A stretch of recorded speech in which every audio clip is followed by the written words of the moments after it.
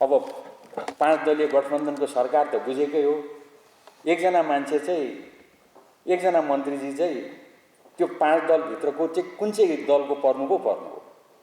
भयङ्कर छलफल विवाद हुँदा त हिजो त अब वकिल साथीहरू लाप्पै खेल्नु पर्यो। स्थिति भनेको यो हरिबिजोग, यो देशको हरिबिजोग कसको कारणले भइरहेको छ?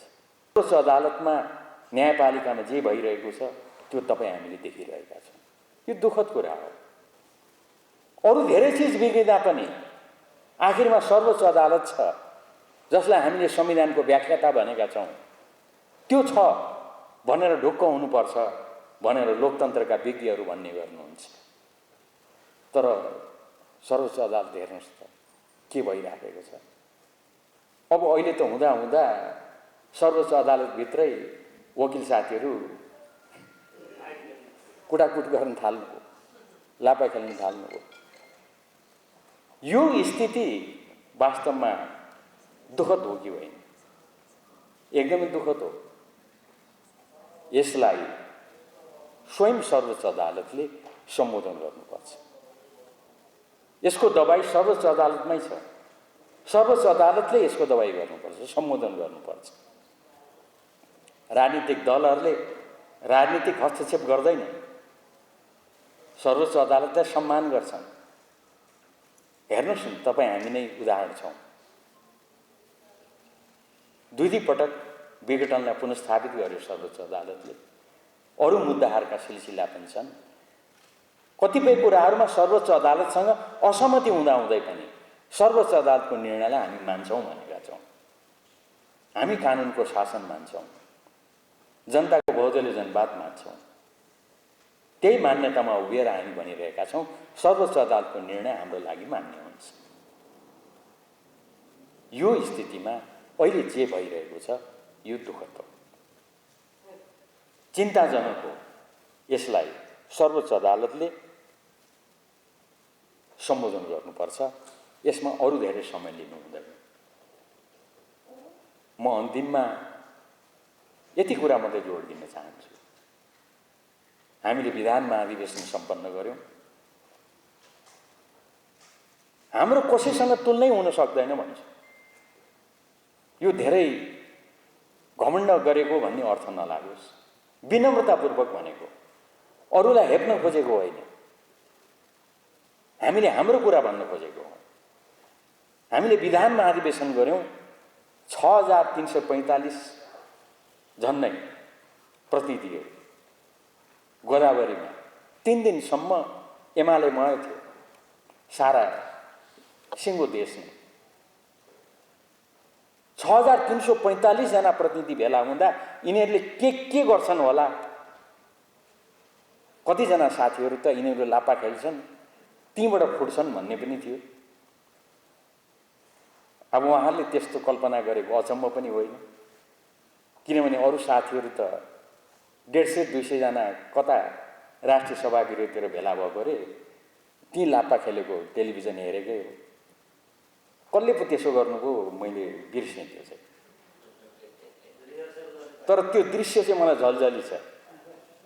एउटा कुन चाहिँ सङ्गठन संस्था घोषणा गरेको, बनाएको, अध्यक्ष बन्ने मान्छे चाहिँ म अध्यक्ष भएँ भनेर काँधमा चढेर अबिर र फुलमाला लगाएर नाचिरहेको, अरू 15-20 जना मुर्दाबाद भनेर मुर्दाबाद लगाइराखेको, कोही कुर्सी भाँच्ने, कोही माइक भाँच्ने।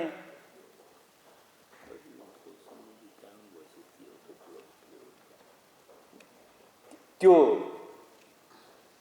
पनि देख्न पाइराखेको। बिचरा नगरपालिकाका कर्मचारीहरू होइन, यो माइक भाँच्न, यो सोफा कुर्सी भाँच्न त यो त तपाईँहरूले पैसा तिर्नुपर्छ, हामी त बिल पठाउँछौँ पार्टीमा पनि भनिरहेको। त्यो 200 को उसमा त्यस्तो रमिता हुँदा त यो एमाले 6000 हुँदा त अलिक ठुलो रमिता देखाउनु पर्यो नि। पक्कै पनि यहाँ त उत्पात हुन्छ भन्ने सोचेको छक्कै।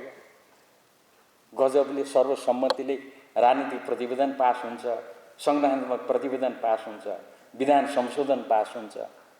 हार्दिकतापूर्वक सर्वसम्मतिले सम्पूर्ण पारित भएको मात्रै होइन, त्यसको आधारमा उभिएर वडा अधिवेशन, पालिका महाधिवेशन र राष्ट्रिय महाधिवेशन गर्ने भनेर पो एमाले त अगाडि बढ्छ।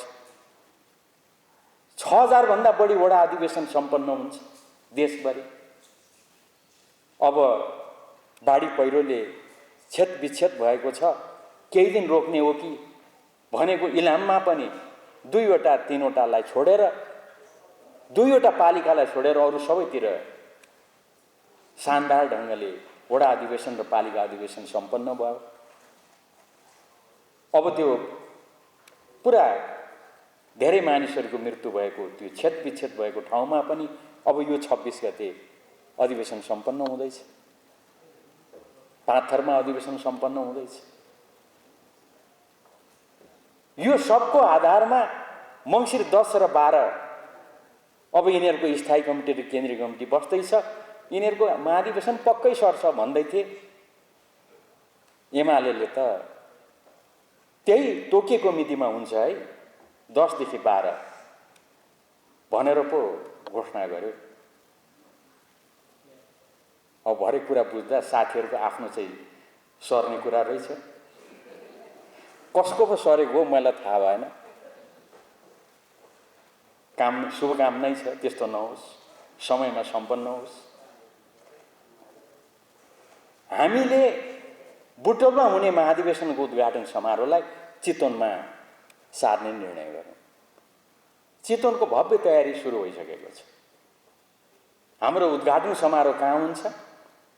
नारायणगढको किनारमा नारायणी नदीलाई हेर्दै त्यसको किनारमा लाखौं, हाम्रो अनुमान अहिले 4 देखि 5 लाख उद्घाटन नै समारोहमा उपस्थित हुन्छन्। मानिसहरू इलामदेखि, महाकालीबाट, यहाँ काठमाडौँ यो एरियादेखि सबैजना जान सजिलो होस् भनेर बुटोलबाट चितवन सारिएको। तपाईँ हाम्रै सजिलोको लागि। त्यसैले मलाई त अध्यक्षले भन्नुभएको छ, तपाईहरुलाई मङ्सिर 10 गते चितवनमा आउनको लागि चुली निम्तो छ। यो निम्ता पनि दिनुहोस् है भन्नुभएको छ। हामी यसरी लोकतान्त्रिक विधि प्रक्रिया बमोजिम चल्छौं। लोकतान्त्रिक विधि प्रक्रिया बमोजिम चल्ने पार्टी हो। यसमा अलिकति पनि तलमाथि हुँदैन। यो कुरामा हामी अडिग छौं, प्रष्ट छौं। यो कुरा पनि लिएर तपाईं हामी अब सदन अहिले सिद्धिएको अवस्था छ। हामी गाउँघरमा जानुपर्छ, घर घरमा पुग्नुपर्छ।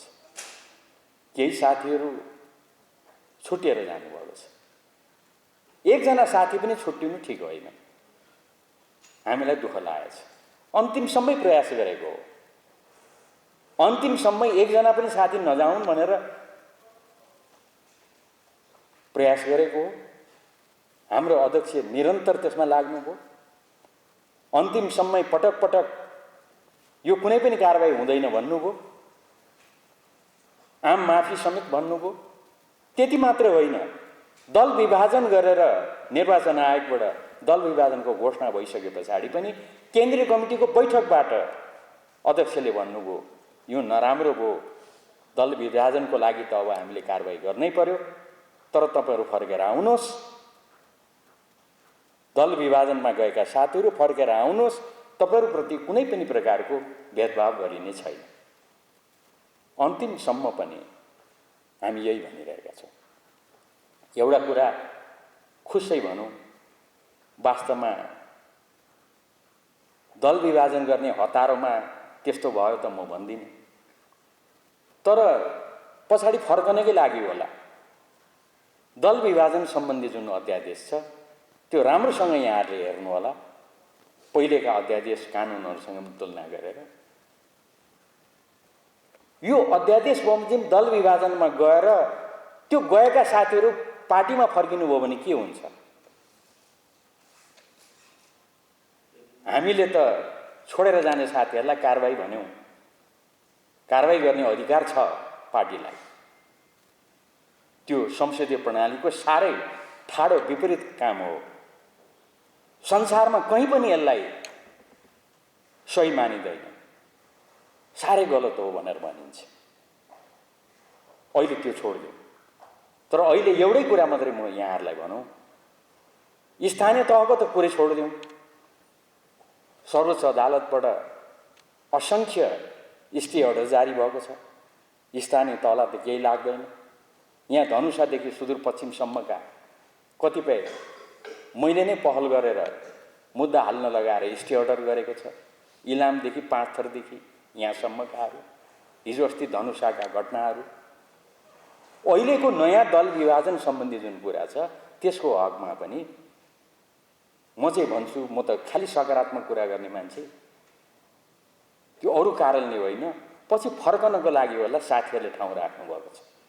त्यो के हो त भन्दा यो अध्यादेशमा चाहिँ कथम कदाचित यसरी जाने साथीहरू फर्किए भने कारबाही गर्ने कुरा छैन, केही पनि कारबाही हुँदैन। आफ्नो पार्टीमा फेरि फर्किँदा हँसी खुसी राम्रोसँग फर्किनु भयो हुन्छ, कुनै कारबाही हुँदैन। अहिलेको कानुनको एउटा छिद्र म त भन्छु जानी जानी राखेको हो। त्यो आफ्नो पार्टीमा फर्कन कसलाई मन पर्दैन? यो कुरा पनि यहाँहरू समक्ष म राख्न चाहन्छु। त्यसैले यो पछिल्लो समयमा सरकार उल्टो बाटोमा हिँडिरहेछ। मैले केही उदाहरणहरू देखाएँ। अघि विशालजीले भन्नुभयो रेलवे विधेयक फिर्ता। रेलवे त्यो अध्यादेश बेगर रेल नै चलाउन मिल्दैन। त्यसो भए त्यो रेल बनाइसकेको रेल, ल्याइसकेको रेल नचलाउनु भनेको हो, छ्या पारेर राख्न भनेको हो, खोजेको हो? के हो सरकारको सोचाइ? रेलवे कानुन फिर्ता छ। निजामती कानुन 3 वर्षभन्दा बढी समय हाम्रा सांसदहरूले मेहनत गरेका छन्। उहाँहरूले मलाई पटक पटक सोध्ने गर्नुहुन्थ्यो, यो के हो, यो दफा किन यसमा यस्तो, हामीले के गर्ने? कति पटक म छलफलमा बसेको छु। 3 वर्ष लगाएर पारित गर्दै यहाँ सदनमा ल्याइ पुर्याएको त्यो विधेयकै सरकारले फिर्ता लग्यो। मतलब गर्नु खोजेको के? आफू विधेयक नल्याउने, अध्यादेशलाई प्रतिस्थापन गर्ने विधेयक पनि नल्याउने, संसदमा भइरहेका कानुनहरू पनि भकाभक फिर्ता लैजाने। अनि बाँकी रह्यो एउटै काम, 88 दिनमा सरकारले पूर्णता चाहिँ पाएकै हो। कस्तो हुनुभयो, के हुनुभयो? यो स्थितिमा नेकपा एमालेको भने नेकपा एमाले दृढतापूर्वक प्रष्ट गन्तव्यका साथ अगाडि बढ्ने काम गरिरहेछ। कमरेड केपी शर्मा ओलीको अध्यक्षतामा, उहाँको नेतृत्वमा। हिजो अस्ति भर्खर 7 गते अध्यक्ष सँगसँगै म पनि बिर्तामोड पुगेँ। 3000 जनाले नाम लेखेर 3000 विभिन्न दलका साथीहरू एमालेमा प्रवेश गर्नुभयो। 3000।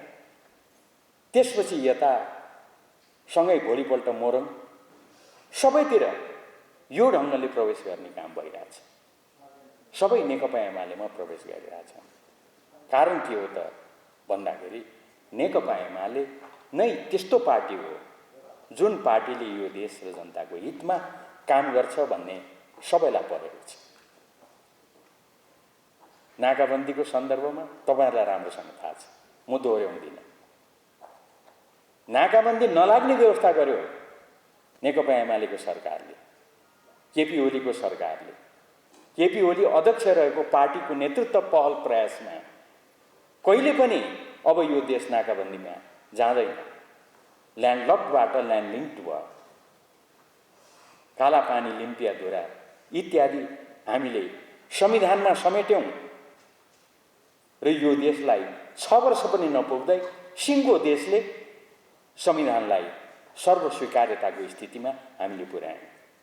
छिमेकी भारतमा 10 वर्ष दक्षिण भारतले भारतको संविधानलाई स्वीकार गरेन। तर हाम्रोमा यति चाँडो हाम्रै नेतृत्वमा पहल र प्रयासमा यो काम भयो। अनि जनतालाई सपना देखाउने, यसो गर्न सकिन्छ यो देशमा भनेर सपना देखाउने काम मात्रै होइन, त्यो सपनालाई विपनामा परिणत गर्ने काम पनि यही सरकारले, हाम्रो सरकारले गर्यो। यति गरिसके पछाडि त स्वाभाविक रूपमा मेची महाकाली जनता नेकपा एमालेमा प्रवेश गर्न अहिले अगाडि अग्रसर भइरहेका छन्। यही कुरा बोकेर हामीले जनताको बीचमा जाने हो। यही कुरा लिएर तपाईहरु जनताको बीचमा जानुस्। अलिकति मन तलमाथि गर्नुपर्ने अवस्था छैन।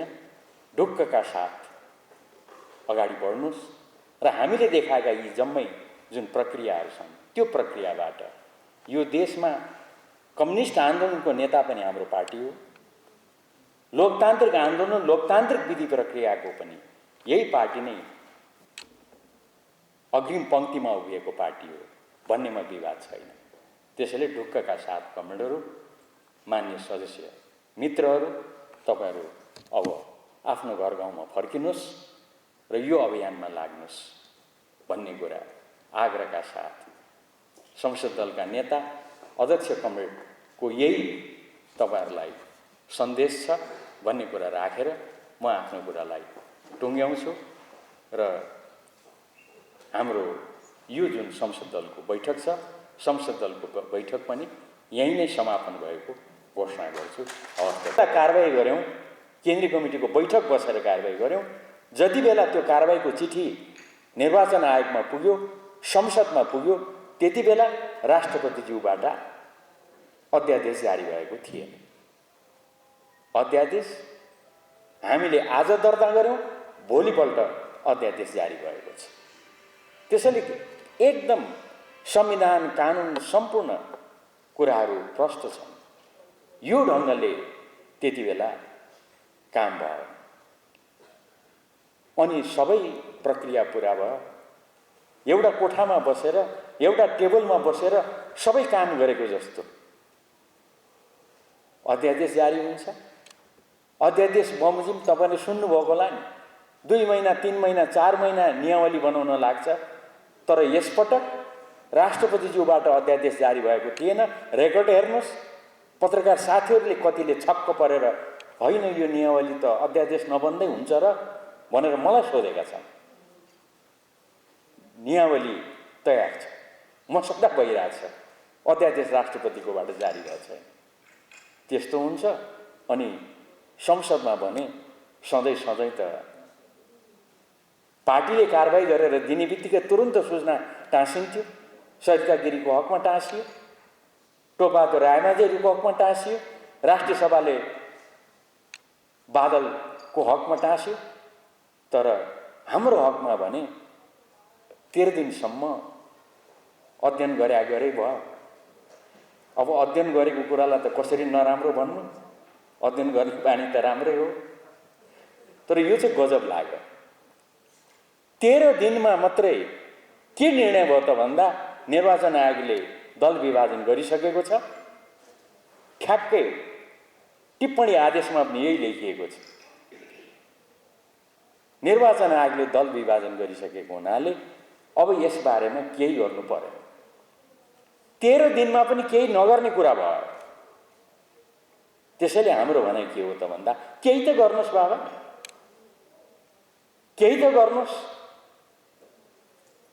कि त कानुनले मिल्दैन भन्नुस्, कानुन देखाउनुस्। संविधानले मिल्दैन भन्नुस्, संविधान देखाउनुस्। निर्णय त गर्नु पर्यो नि। आफ्नोमा आएको जानकारी छ, निवेदन छ, यो स्थिति छ।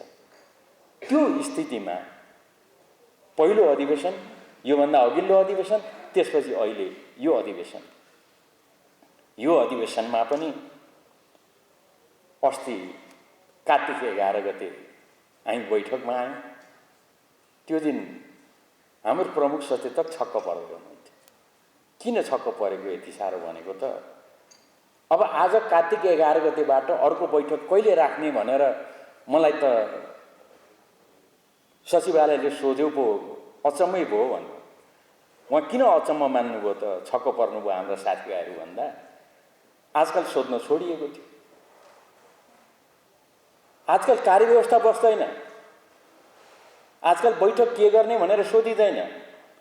तर त्यो दिन सोधेपछि हाम्रो प्रमुख सचेतक तीन छक्क पर्नुभयो अनि सोध्नुभयो, ठिक छ छठ पछाडि राख्ने भन्नुहोस् न, हाम्रा साथीभाइहरू त जम्मै बाहिर छन् भनेर 29 गते भनेर भराइ बैठकबाट सुनाइयो। सभामुखले सुनाउनु भयो अनि हामीलाई खुसी पनि लाग्यो, सायद अब यो प्रक्रिया सुरु हो, थाल्नु भएछ, हामीसँग पनि सल्लाह गर्न थाल्नु भएछ भन्ने लागेर खुसी भएको। त त्यो खुसी एकछिन पनि टिकेन।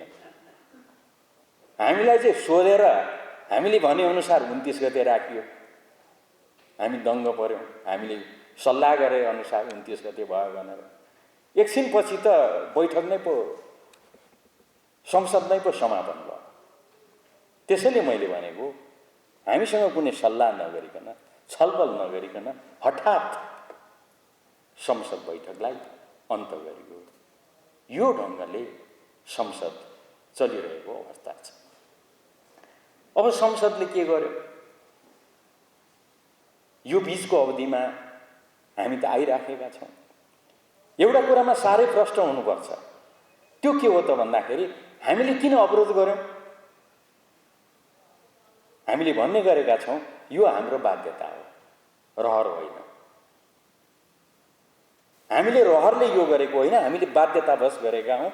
मैले अघि नै पनि भने, पहिला पनि हाम्रो चर्चा भएको छ, हामीप्रति भेदभाव गरियो। हामीले जसलाई नेता मानेका छौँ, नेताले हामीसँग भेदभाव गर्नुभयो।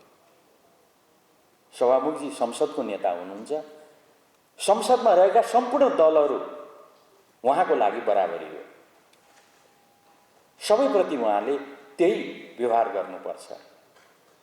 तर उहाँले त्यसो गर्नु भएन। सरिता गिरीको हकमा जसपासँग एउटा व्यवहार, टोपबहादुर रायमाझी र बादलको हकमा माओवादी केन्द्रसँग एउटा व्यवहार। तर त्यही काम हामीले त्यही प्रक्रिया पूरा गरेर गर्दा हामीसँग भने छुट्टै व्यवहार। हाम्रो संसदको नेताले यस्तो भेदभाव गर्नु हुँदैन भन्ने हाम्रो प्रश्न हो, जिज्ञासा हो। त्यो जिज्ञासाको उत्तर हामीले पाएका छैनौँ। त्यसैले यो रहरले होइन, बाध्यताले हामीले संसद अवरोध गरिराखेका छौँ। तर यति हुँदा पनि एउटा कुरा प्रष्ट हुनुपर्छ। यहाँहरू त्यसमा प्रष्ट हुनुहुन्छ, तर अझै म त्यसलाई प्रष्ट गर्न चाहन्छु। त्यो के हो त भन्दाखेरि हामीलाई एउटा आरोप लगाउने गर्छ नि साथीहरू, एमाले अवरोध गर्यो त्यसैले केही गर्न पाइएन। एकदम प्रष्ट छ, यसमा अलिकति पनि हिचकिचाउनु पर्दैन। हामी साह्रै प्रष्ट छौँ र यसमा प्रष्ट भएर हामीले उत्तर दिनुपर्छ। त्यो के हो त भन्दा, हाम्रो कारणले एक सेकेन्ड पनि राज्यको, संसदको कुनै पनि काम रोकिएको छैन। यहाँहरूले मनमा हेक्का राख्नुहोस्, एक सेकेन्ड पनि कुनै काम रोकिएको छैन। अब यसमा अलिकति म चलन अभ्यासको कुरा गर्छु र के भन्न खोजेको त्यो कुरा म भन्छु यहाँहरू समक्ष। त्यो के हो त भन्दा, विगतमा प्रतिपक्ष, अहिलेको सत्ता पक्ष जो प्रतिपक्षमा हुँदा, मुख्य प्रतिपक्ष हुँदा उहाँहरू कुर्सीमा उठ्नुहुन्थ्यो। मैले अघि नै भने नि, सभामुखले तोकेको ठाउँमा बस्नुपर्छ, तोकेको ठाउँमा मन्त्रीहरू पनि बस्नुपर्छ। त्यसैले माननीयहरू तोकेको ठाउँमा नबसेर उभिना साथ सदन अवरुद्ध भयो। नियमको व्याख्या यो हो, अभ्यास यो हो। आजकल अब फरक छ, त्यो छुट्टै हो। माननीय मन्त्रीजीहरू तोकेको ठाउँमा प्रधानमन्त्रीको वरिपरि पछाडि बस्ने हो, सभामुखले तोकेको ठाउँ त्यही नै हो। तर के भएको कुनी, सभामुखले मन्त्रीलाई प्रस्ताव राख्न बोलाउनुहुन्छ, मन्त्री कहाँबाट उडेर कहिले भर्याङबाट निस्केको देखिन्छ, कहिले माथि पर्दाको छेउबाट निस्केको देखिन्छ। सभामुखजीले तोकेको ठाउँ त्यो हो मन्त्रीहरूको लागि। अमर्यादित ढङ्गको व्यवहार भइराखेको छ। यसको बारेमा अहिले म धेरै चर्चा गर्दिनँ। तर मैले भन्न खोजेको कुरा के हो त भन्दा यसरी यो जुन नियमावली छ त्यो नियमावलीको व्यवस्था बमोजिम हामीले आफ्नो विरोधको रहर होइन बाध्यतावश विरोधमा योताले हामीले उत्रेका हौँ। विगतमा के हुन्थ्यो त भन्दा त्यसैले तोकेको ठाउँमा नबसेर मान्नेहरू आफ्नो ठाउँमा उभिना साथ, प्रमुख प्रतिपक्ष उभिना साथ, सभामुखले बस्नुहोस् न भन्दा पनि नबसेपछि यो त अवरोध भयो भनेर सभामुखले बैठक रोक्नुहुन्थ्यो। प्रमुख प्रतिपक्षले अवरोध गरेको हुनाले बैठक अहिले रोक्छौँ। बैठक रोकेपछि सभामुखले प्रयास गर्नुहुन्थ्यो, सत्तापक्षले प्रयास गर्थ्यो। सत्तापक्षले किन प्रयास गर्थ्यो त भन्दा संसद 1 मिनेट रोकिनु पनि सत्तापक्षको लागि लाजमर्दो कुरा हो। एक डाडु पानीमा पानी तताएर डुबेर मरौँ भने जस्तो नि गम्भीर मानिन्छ यसलाई संसदीय प्रणाली। 1 मिनेट संसद अवरोध भयो भने पनि। तर यहाँ त प्रतिपक्षले संसद यति दिन अवरोध गर्यो भन्दै दिनगन्ती गर्दै बसिराख्नु भएको छ। कुनै यसमा प्रयास छैन। कारण यो त्यसैले विगतको अभ्यास भनेको प्रमुख प्रतिपक्ष उभिसके पछाडि संसद अवरुद्ध भयो। त्यसैले त्यति बेला प्रतिपक्षले संसद अवरोध गर्दा धेरै काम कारबाहीहरू रोकिन्थ्यो, किनभने केही काम अगाडि बढ्दैन थियो। तर अहिले त हाम्रो कारणले कुनै पनि काम रोकिएको छैन। किन रोकिएन त भन्दाखेरि हामी उठिसक्दा अवरोध भएन, अवरोध मानिएन, काम अगाडि बढाउन खोजियो। 1 सेकेन्ड पनि हामीलाई पर्खिएन, काम अगाडि बढाउन खोजियो। त्यसो भएपछि अब हामीले त वेलमा प्रवेश गर्नु पर्यो नि। नभए विगतको अभ्यास हेर्नुहोस्, एकैचोटि वेलमा प्रवेश हुँदैन। तर हामीले त काम अगाडि बढ्ने भएपछि, बिजनेस अगाडि बढ्ने भएपछि हामीले वेलमा प्रवेश गर्यौँ। सदन अवरुद्ध गर्न खोजेकै हो, वेलमा प्रवेश गर्यौँ। वेलमा प्रवेश गरिसके पछाडि नाराबाजी गर्यौँ। तर आश्चर्यको कुरा, यो कुनै पनि कुराले काम रोकिएन। बजेट कसरी पास भयो? यो देशको इतिहासमा पहिलो पटक, विश्वकै इतिहासमा लज्जास्पद कुरा हो, बजेट ठप्प भयो। तर सत्तामा बस्ने साथीहरू आश्चर्यजनक, उहाँले त नयाँ नाम निकाल्नु भएछ, बजेट होलिडे। 7 दिन 8 दिन केही छैन, केही पनि हुँदैन, सब ठिक छ। बजेट ठप्प हुँदाखेरि पनि त्यसले लाज लागेन। यो ढङ्गले काम अगाडि बढ्यो। उहाँहरूले के गर्नुभयो त भन्दा हामी वेल प्रवेश गर्यौँ, काम अगाडि बढ्यो, विधेयक पास भयो, बजेटसँग सम्बन्धित आर्थिक विधेयकहरू। त्यति बेलै हो यहाँलाई सम्झना छ, धेरै ठुल्ठुला लगानीका परियोजनाहरूमा अरबौं रकम हाल्नुहोस्, त्यसको आय स्रोत खुलाउनु पर्दैन। त्यस्तो कानुन पारित भएको छ। कहिले पारित भयो त्यो? हाम्रो अवरोधको बीचमा हामी वेल प्रवेश गरेको बेलामा त्यो कानुन पारित भयो। यस्ता यस्ता कामहरू भएका छन्। कसैले त्यो आरोप हामीलाई लगायो भने, सत्ता पक्षले त्यो आरोप लगायो भने, कोही विज्ञले यो प्रश्न उठायो भने कि प्रतिपक्षको अवरोधको कारणले गर्दा यो रोकियो भनेर भन्यो भने तपाईले अलिकति पनि नहिचकिचाइकन प्रष्टबन्दी हुन्छ। हामीले अवरोध गरेका हौं, तर हाम्रो अवरोधले केही पनि रोकिएको छैन। बजेट पास गर्यो, सबै जे मन लागेको छ त्यो जम्मै पास भयो। 1 सेकेन्ड पनि सदन अवरुद्ध भएको छैन। यो कुरा चाहिँ हामी एकदम प्रष्ट हुनुपर्छ। यो खुब आउँछ। यहाँहरूलाई मैले यति कुरा भने। अब एकातिर यो छ भनेदेखि अर्कोतिर प्रष्टैसँग सरकारले सिङ्गा भाँचेको छैन। सदनले सिङ्का भाँचेको छैन भन्ने कुरा केबाट स्थापित हुन्छ देखिन्छ भनेदेखि यो बीचमा सरकारले कुनै पनि काम गर्नको लागि प्रक्रिया अगाडि बढाएको छैन। हाम्रो पालामा, हाम्रो सरकारको पालामा जस्तो एसिड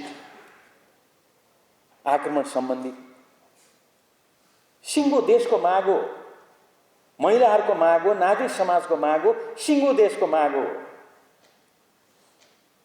हामीले अध्यादेश ल्याएका थियौँ, सबैले त्यसलाई समर्थन गरेका थिए।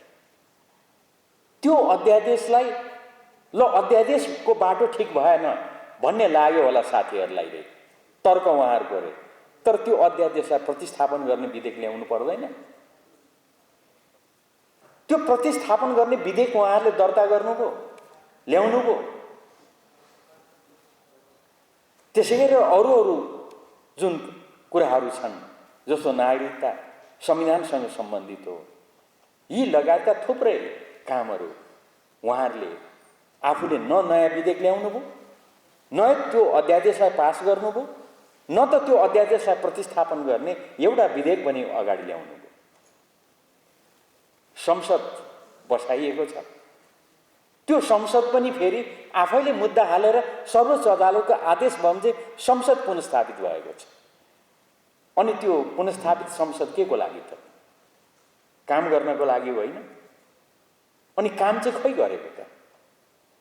काम गर्ने भनेको सरकारले बिजनेस दिनुपर्ने होइन, सरकारले खै बिजनेस दिए? त्यसैले साह्रै धेरै यसमा मेहनतै गर्नु पर्दैन। यो बीचमा संसदले के गर्यो? सिङ्का भाँचेन। किन गर्न सकेन? सरकारले एउटा बिजनेस दिएन। यो बीचमा सरकारले के गर्यो? सरकारले राम्रो काम एउटा पनि गरेन। 88 दिनमा त बल्ल बल्ल सरकार विस्तार भयो। 88 दिनमा। अब अहिलेको सरकारको यो रेकर्ड कसैले तोड्न सक्दैन। 88 दिनमा हामीले बधाई दिँदै भन्यौँ, तपाईहरु खुब कोरोनाको उपचारको कुरा गर्नुहुन्छ, खै त स्वास्थ्य मन्त्री? हामीले भनेपछि स्वास्थ्य राज्य मन्त्री 1-2 दिनपछि घोषणा भयो। अनि कोरोनाको लागि हाम्रो सरकारको बेलामा ल्याइएका खोपहरू, प्रक्रियामा गएका खोपहरू ल्याउनको लागि पनि त सरकारले विभिन्न सरकारहरूसँग कुरा गर्नुपर्छ। परराष्ट्र मन्त्री चाहिन्छ, खै परराष्ट्र मन्त्री भनेर हामीले हल्ला गरेपछि बल्ल बल्ल परराष्ट्र मन्त्री बनाउनु भयो। दिउँसो बनाउनु भयो, शपथ ग्रहण खुवाउनु भयो, साँझ उहाँ न्युयोर्क प्रस्थान गर्नुभयो। काम हो, जानुभयो, हामीलाई त्यसमा केही भन्नु छैन। तर आश्चर्यको कुरा, उहाँले कुन कानुन अन्तर्गत शपथ ग्रहण गर्नुभयो? म यहाँहरूलाई सम्झाउँ, कमरेडलाई अलिकति पछाडि फर्काउँ।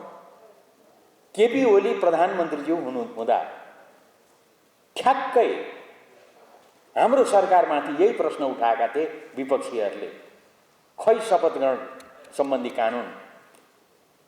त्यति बेला सरकारले भनेको थियो हामीले परम्परामा आधारित भएर शपथ ग्रहण गरेका हौं। त्यति बेला परम्परा नै थियो, त्यही परम्परामा आधारित भएर शपथ खुवाउने गरिन्थ्यो। तर यो प्रश्न उठिसके पछाडि केपी ओली सरकारले, प्रधानमन्त्रीले ठिक छ प्रश्न उठेको छ, राम्रै प्रश्न हो, कानुन त बनाउनु राम्रो हो भनेर उहाँले त्यो सुरु गर्ने सन्दर्भमा अधिवेशन थिएन, शपथ ग्रहण सम्बन्धी अध्यादेश ल्याउनु भयो।